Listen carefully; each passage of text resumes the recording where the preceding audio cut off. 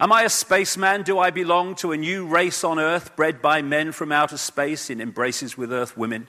I request my right and privilege to have such thoughts and ask such questions without being threatened to be jailed by any administrative agency of society.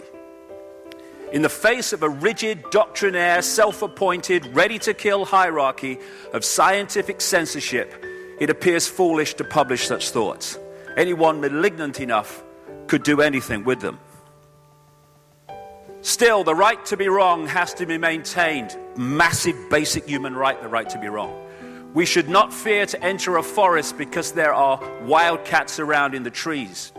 We should not yield our right to well-controlled speculation. It is certain questions entailed in such speculation which administrators of established knowledge fear. But in entering the cosmic age, we should certainly insist on the right to ask new, even silly questions without being molested.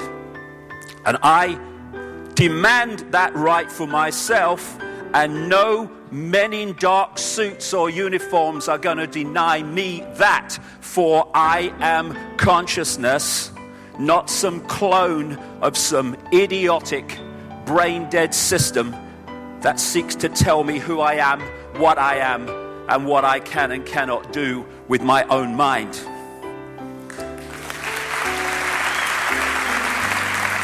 So, when we open our mind, or go beyond that even, then we start to see reality in a different way. This is a wonderful quote. You were born an original, don't die a copy. So many people do that. They go through their lives thinking the norm in society is the only possible perception of reality.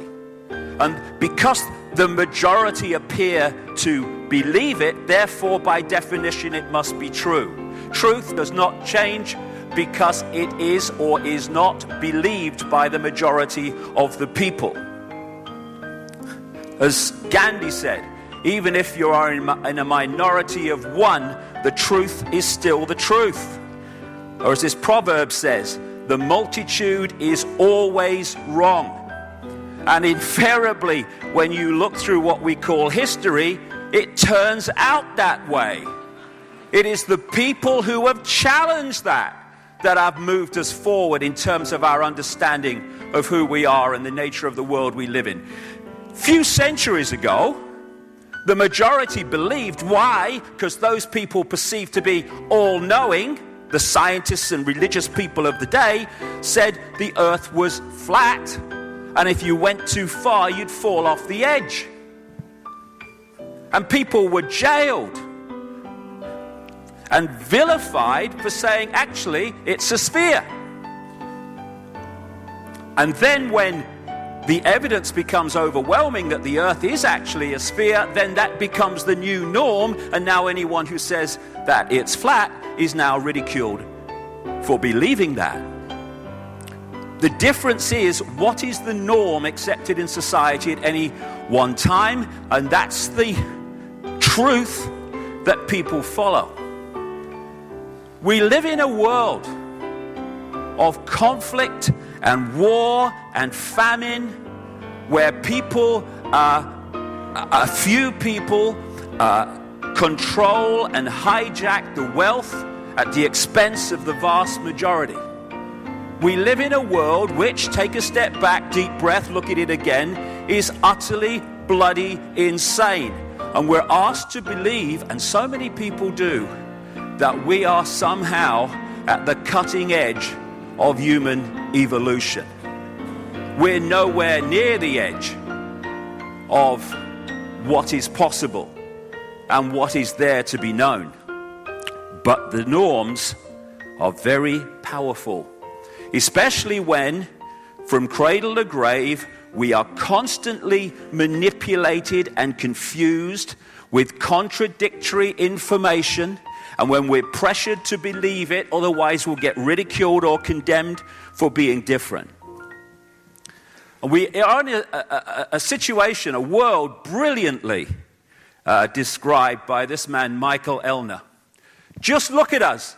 Everything is backwards. Everything is upside down.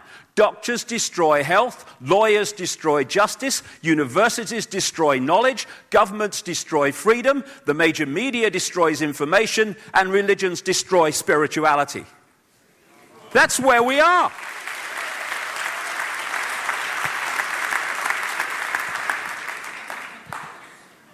So we live in an upside-down world. Why? That's what I asked 20 years ago. And the answers are amazing when you start to take back the camouflage that's put before us. All the way through our lives, we are being given instructions, we're being given directions, and basically the world has been turned into a maze of confusion. And it's done to keep us from the simple truths, because complexity is there to stop us finding those simple truths. But when you connect the dots between apparently unconnected people, situations, organizations, world events, and you start to see how they fit together, suddenly this bewildering, confusing world starts to take on a much clearer dimension.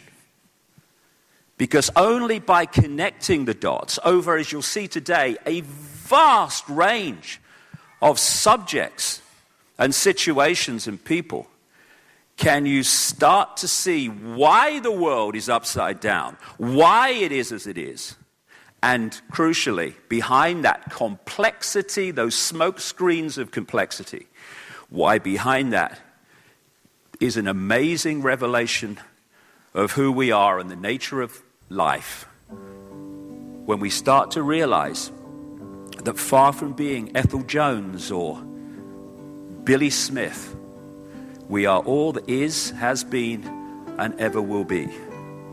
That is the difference between who we are and who we are manipulated to believe we are. And when you connect those dots more and more, and it's like putting a jigsaw puzzle together. It is putting a jigsaw puzzle together. When I first started doing it, what I was looking for was those straight bits that make up the frame.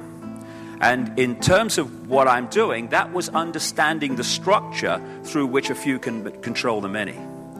And then as you keep putting more, at the start, it's like, where the bloody hell does this go? What's this? Oh my God, it's so confusing. The more you put the pieces together and the picture appears, the quicker you can put the pieces in, because you start to see what the game is. And the elephant in the living room is that there are two streams of reality going on together.